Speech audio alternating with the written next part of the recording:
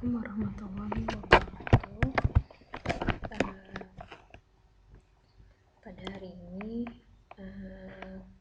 kita akan membahas, pada pertemuan pertama ini ya, kita akan membahas tentang penataan atau pengelolaan laboratorium. Nah, sebelum membahas lebih lanjut, Ibu ingin memperkenalkan diri terlebih dahulu. Nama Ibu Nurul, kalian bisa memanggil Ibu dengan nama Ibu Nurul.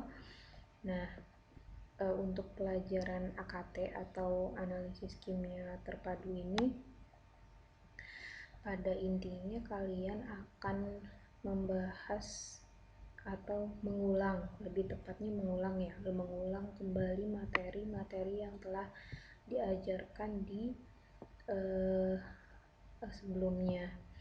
Nah, karena pada umumnya materi ini adalah pengulangan, jadi sebetulnya Ibu ingin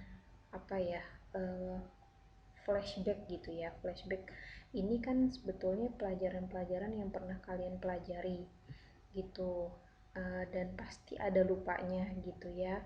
Itulah pentingnya kalian membaca kembali materi ini.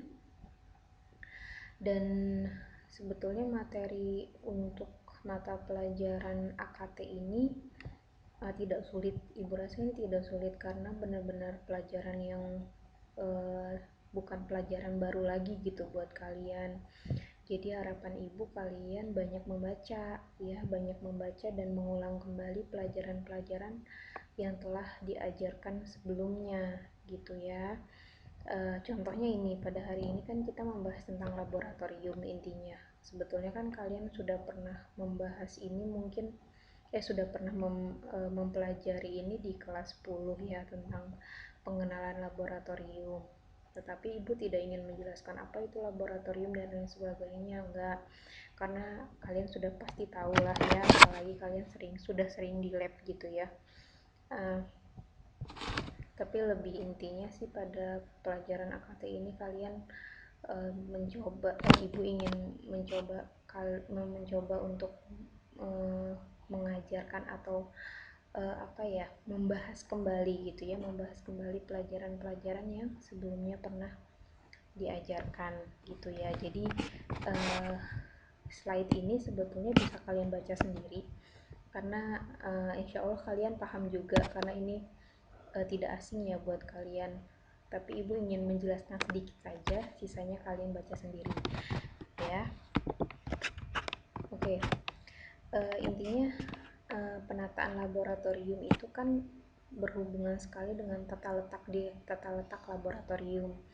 Kalian kan sudah sering masuk lab dan kalian sudah tahulah bagaimana tata letak lab di sekolah gitu ya. Ibu tidak akan membahas itu, tetapi lebih menekankan kepada di laboratorium itu apa saja sih yang seharusnya ada gitu ya.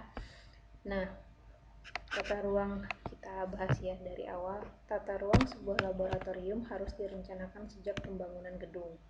Tata ruang lab ini yang baik harus memiliki yang pasti ada pintu masuknya, ada pintu keluarnya, sebaiknya ada pintu daruratnya, ada ruang persiapan atau preparasi room ya, kalau di perusahaan namanya preparation room. Ruang alat itu misalnya kalau ada neraca misalnya untuk menimbang dan lain sebagainya, itu ada di ruang tersendiri, jadi terpisah ya dengan ruang preparasi gitu ya. Ruang bahan ini untuk menyimpan bahan. Gudang, ruang bekerja itu untuk sehari-hari para analis bekerja. Ruang seminar atau diskusi, ada baiknya sih sebetulnya ada ruang ini ya, loker, serta ruangan AC untuk menyimpan alat-alat dengan persiapan tertentu. Nah, sebuah lab ini didesain berdasarkan peruntukannya. Laboratorium yang digunakan untuk pembelajaran mempunyai desain yang berbeda dengan lab yang digunakan pada penelitian.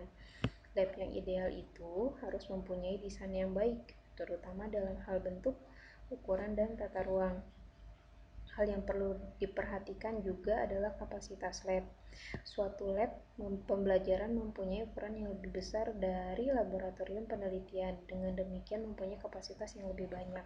Jelas ya, kalau misalnya lab pembelajaran itu contohnya kan lab di sekolah, itu kan ruangannya lebih besar karena kapasitasnya banyak, karena kan siswa yang melakukan praktikum itu kan banyak. Kalau misalnya lab-lab penelitian itu sebetulnya besar, tidak terlalu besar karena kapasitasnya kan sedikit ya kalau misalnya lab penelitian itu ya. Nah, ukuran laboratorium perlu mendapat perhatian karena fungsi lab di sekolah tidak hanya digunakan untuk percobaan yang bersifat individual. Umumnya lab digunakan untuk berbagai kegiatan percobaan dalam konteks proses belajar mengajar.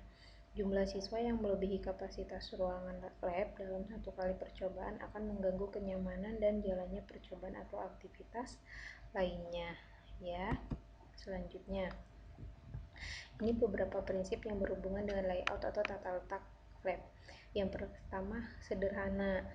Ya, jadi maksudnya lab itu tidak perlu terlalu yang ramai gitu ya. Maksudnya lab itu wah harus ditempel poster ini itu, tidak perlu. Yang penting nyaman, analis itu nyaman ketika bekerja, kemudian kelengkapan alat dan bahannya ada, itu paling penting gitu ya. Sederhana yang pertama. Yang kedua, kontras ini maksudnya memberikan penekanan terhadap elemen atau pesan yang ingin disampaikan. Nah, berikut ini tips yang dapat menarik perhatian terhadap pesan yang akan disampaikan, yaitu misalnya ada beberapa pengumuman gitu ya, pengumuman yang perlu disampaikan di lab, misalnya misalnya tanda-tanda bahaya dan segala macam, itu kan perlu ada perhatian khusus gitu agar orang-orang membaca. Nah, itu harus ditampilkan dengan kontras gitu, maksudnya agar menarik perhatian, agar kita pun membacanya gitu ya. Yang ketiga adalah keseimbangan. Nah, keseimbangan yang merupakan keseimbangan yang formal dengan susunan yang simetris. Susunan yang simetris mampu memberi kesan yang formal, seimbang, dan dapat dipercaya. Sebaliknya, susunan yang asimetris sering dipergunakan untuk menggambarkan suatu dinamika, energi, atau pesan yang tidak formal. Maksudnya keseimbangan itu jadi dalam tata letak itu tuh harus seimbang gitu. Maksudnya balik lagi seperti prinsip kesederhanaan.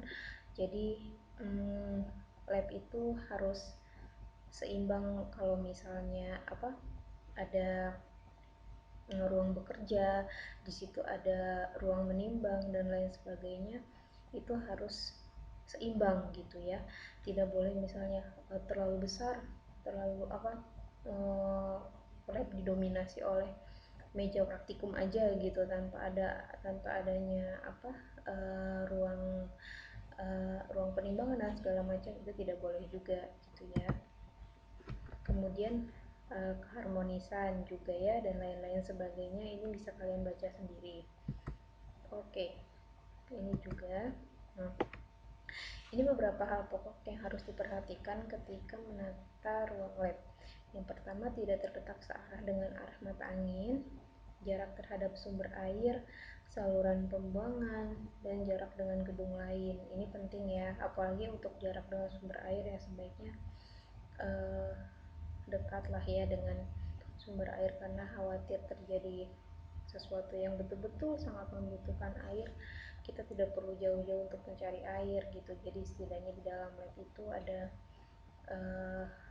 sumber air, itu maksudnya ada keran gitu ya, ada keran air dan lain sebagainya gitu.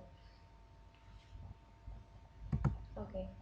Mudah dikontrol. Nah, ruang lab ini yang baik adalah ruang yang mudah dikontrol. Maksudnya keluar masuk orang itu mudah, bukan mudah ya, maksudnya keluar masuk orang itu dapat dikontrol gitu.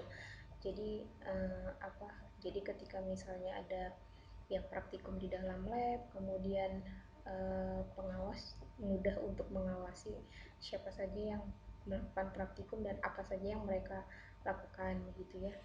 Kemudian luas ruangan per personil juga perlu di perlu diperhatikan